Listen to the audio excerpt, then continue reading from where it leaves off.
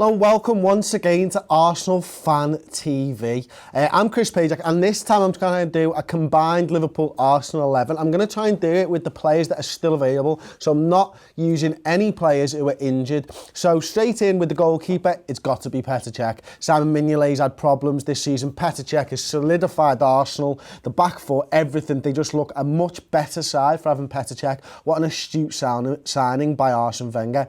Right back, look, Bellerin, Klein, it's close. It's too close to call in my eyes. But you know what? I'm a Liverpool fan. I see Nathaniel Klein every week. I never see anyone burning for pace. I never see anyone go round him easily. So for me, I'm going with Nathaniel Klein. I could totally understand if you guys wanted to go for Hector Bellerin. I'm sure that you would. In the centre of defence, this one could cause a little bit of controversy.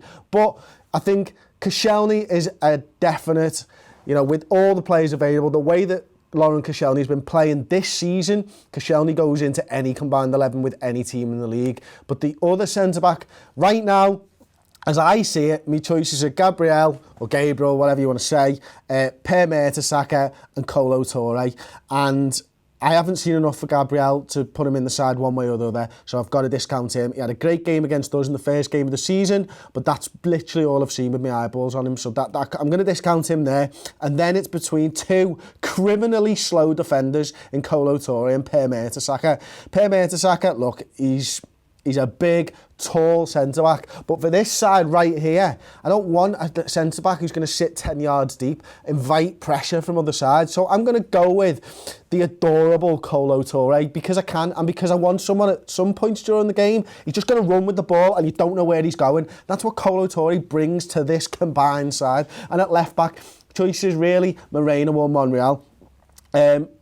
If you'd have asked me this last season, I'd gone with Moreno. But looking at Nacho Monreal's form this season, the fact that he's keeping Kieran Gibbs out of the side, probably been the best left-back in the league. I think Monreal's nailed on there. And then I've gone 4-3-3, so my defensive midfielder, no Coquelin, obviously. Arteta's just coming back from injury, I know that. I'm going to go with what my heart tells me, and my head to be fair. Lucas Leiva's going to be my defensive midfielder. And then just ahead of him, I've got Aaron Ramsey on the right-hand side. I'm expecting him to sort of break into the box late and score goals for me, in much the same way that he has done for you over the last few years. And then on the left-hand side, I'm going to go with Emre Can. A guy who Liverpool fans really rate at the moment. You'll see hopefully on Wednesday evening that he likes to pick the ball up and drive at teams, you know, and probably not enough end product for him, but for his potential, I'm putting Emre Can in there. And then I'm afraid to say it's all Arsenal. We've got so many injuries. We've literally got Christian Benteke to pick from up here, I suppose. Jordan Ibe right now is not at the same level as Theo Walcott, so Theo Walcott goes in on the right-hand side. Giroud is absolutely on fire this season, so I can't pick Christian Benteke ahead of him.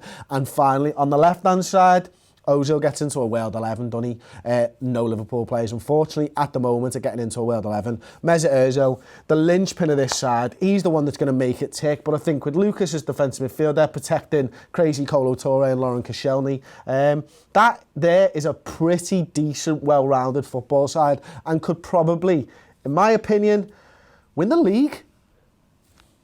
Agree or disagree? Let me know in the comments section below. Of course, don't forget to drop Robbie and Arsenal Fan TV a like on this video. And if you haven't already, why haven't you subscribed to their channel? Do it now. Important, guys. I mean, Sturridge, written Sturridge rule feature. I can't. You know what? Klopp's basically putting him through this mini pre-season at the moment. I think he rushed him back a little bit. I think he accused him of, like, he said he needs to learn the difference between what's just pain and what's real pain. He came back. He was sensational against Southampton. We brought him off the bench against Newcastle in the game we lost. He picked up an injury again, and he's been injured again. And I think it looks like Klopp's kind of said to him, look, you've got to complete X amount of training sessions over X amount of period of time, or you're not getting near that first team, son.